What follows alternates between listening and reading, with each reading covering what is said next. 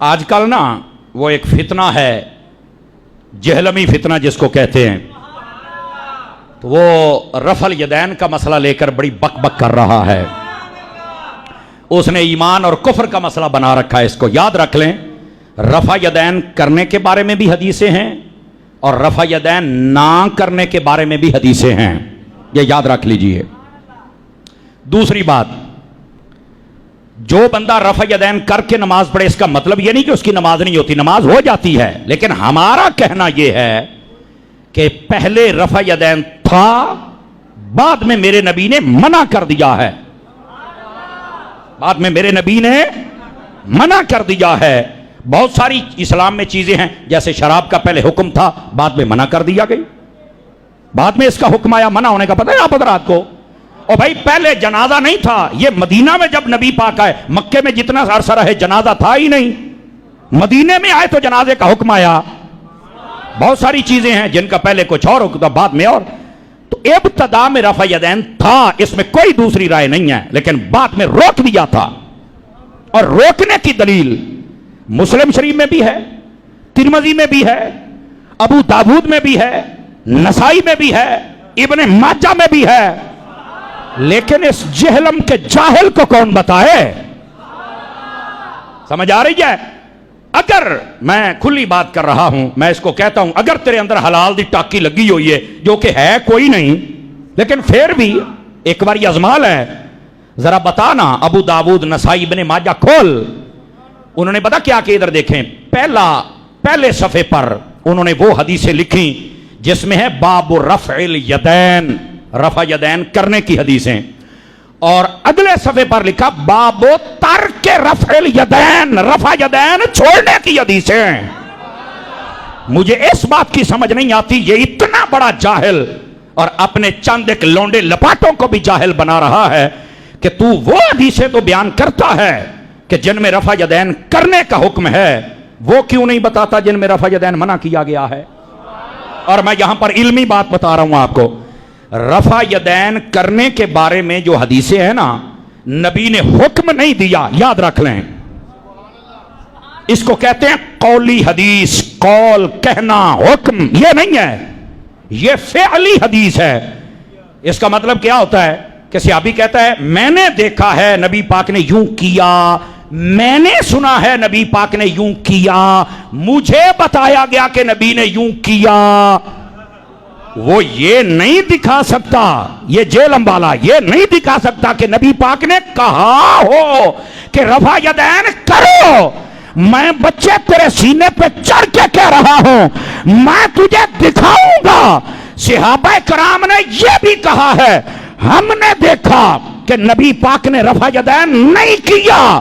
یہ حدیث بھی ہے، اور میں تمہیں یہ بھی بتاؤں گا نبی پاک نے حکم دیا ہے کہ رفع یدین چھوڑ دو. میں یہ بھی تمہیں دکھاؤں گا. ہاں،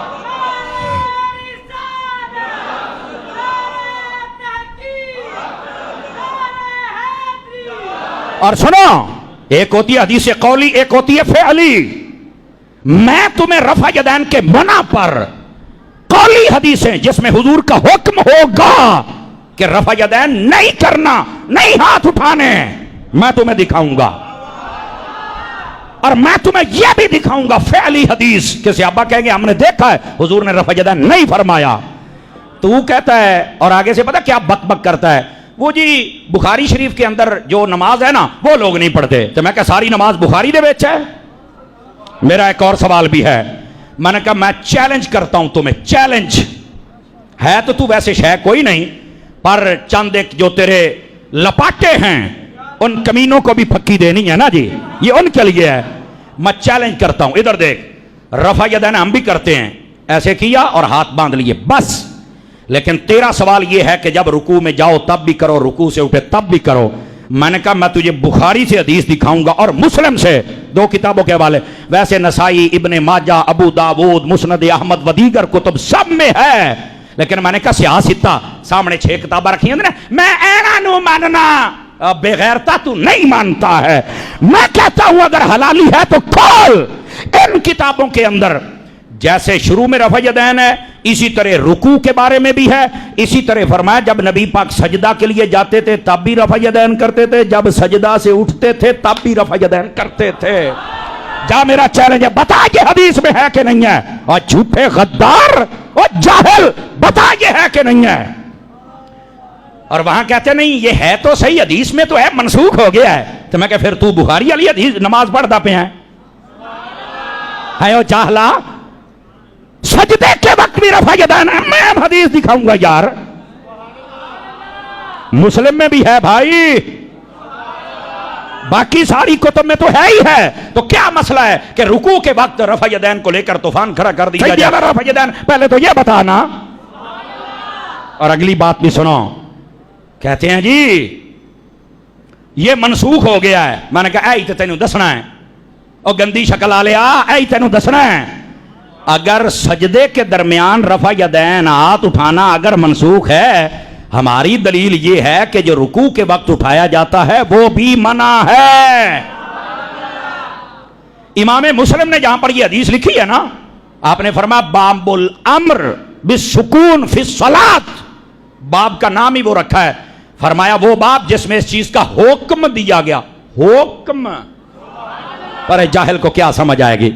رکشے کسن والی قوم اٹھ کے دین تے تبصرے کرے, ایسے یتیم العلم یزید الفکروں کو کیا سمجھ آئے گی مجھے بتائیے.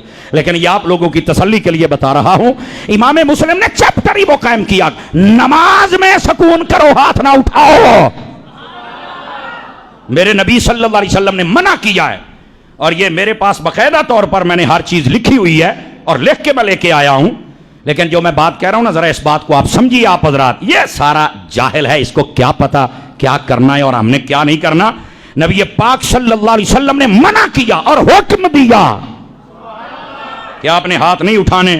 اور یہاں پر یہ بات بھی سن لیجئے, جب آپ نے منع فرمایا نا, ایک ہے صحابہ کرام نے دیکھا ہے, وہ ترمذی میں بھی ہے, نسائی میں بھی ہے, ٹھیک ہے, اسی طرح ابو داؤد شریف میں یہ حدیث ہے, اور اسی طرح یہ جامع الترمذی, ان کے اندر یہ احادیث موجود ہیں جن کے اندر صحابہ کرام نے کہا ہم آپ کو نماز پڑھ کے دکھاتے ہیں ویسے جیسے نبی پاک نے پڑھی ہیں. اور انہوں نے کیا کیا, میں حدیث کے لفظ پڑھتا ہوں, فَرَفَعَ يَدَيْهِ اول مرتن ثم لم يعود. جب صحابی نے نماز پڑھ کے دکھائی نا, حضرت علقمہ ان عبداللہ, حضرت عبداللہ سے اس حدیث کو روایت کرتے ہیں, آپ نے ایک مرتبہ ہاتھ اٹھایا شروع میں, اس کے بعد آپ نے ہاتھ نہیں اٹھایا. دوسری حدیث سنیے, یہ حضرت ابن مسعود کہتے ہیں, حضرت عبداللہ بن مسعود, یہی حدیث ہماری دلیل ہے. فرمایا الا اصلی بکم صلاۃ رسول اللہ صلی اللہ علیہ وسلم فصلی فلم یرفع یدیہ الا مرتن. لوگوں, جب رسول پاک نماز پڑھتے تھے تو شروع میں تکبیر تحریمہ کے وقت رفع یدین ہاتھ اٹھاتے, بعد میں پوری نماز میں کبھی نہیں اٹھایا تھا. یہ آپ نے منع کر دیا تھا. سمجھ آ رہی ہے؟ یہ دوسری حدیث ہے. جاگ رہے ہیں تو آپ کو تیسری بھی سنا دوں. حضرت جابر بن سمرہ اس حدیث کو روایت کرتے ہیں, کہتے ہیں کہ نبی پاک صلی اللہ علیہ وسلم ان رسول اللہ صلی اللہ علیہ وسلم رأى قوما, آپ آئے مسجد میں, آپ نے ایک قوم کو دیکھا, کیا کر رہے ہیں, رافعوا ایدیہم, وہ اپنے ہاتھوں کو اٹھا رہے تھے, رفع یدین کر رہے تھے. کیا فرمایا, آپ نے فرمایا کأنہا اذناب خیل شمس اسکنوا فی الصلاۃ. آپ نے فرمایا اوے بار بار ہاتھ کیوں اٹھاتے ہو, جیسے شرارتی گھوڑا اپنی دوم کو ہلاتا ہے. نبی پاک نے فرمایا تم ہاتھ نہیں اٹھا سکتے. نبی پاک نے فرمایا اسکنو فی الصلاۃ, نماز میں سکون کرو, حکم ہے. امر دیا, حکم ہے.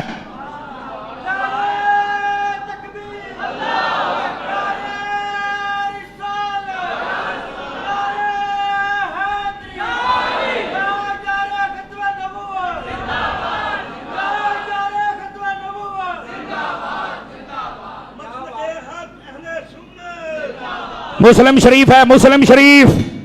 یہاں پر کوئی کہہ سکتا ہے, اچھا ایک روایت میں یہ بھی ہے کہ جب سلام پھیرتے تھے نا, تو سلام پھیرنے کے بعد وہ صحابی ایک دوسرے سے سلام لیتے تھے. تو اب یہ یار لوگ پتہ کیا کرتے, کہہ رہے اس سے منع کیا کہ ایک دوسرے سے سلام نہ لے. میں کہا جا چغلا, اسے واسطے میں آکھا درس نامی کسی کو کر لا تین کو سمجھ آوے. اسکنو فی الصلاۃ دا مطلب ہے نماز دے وچ, سلام تو بات بندہ ویسے نماز تو باہر ہو جاتا ہے. تو یہاں بات ہو رہی ہے نماز دے اندر.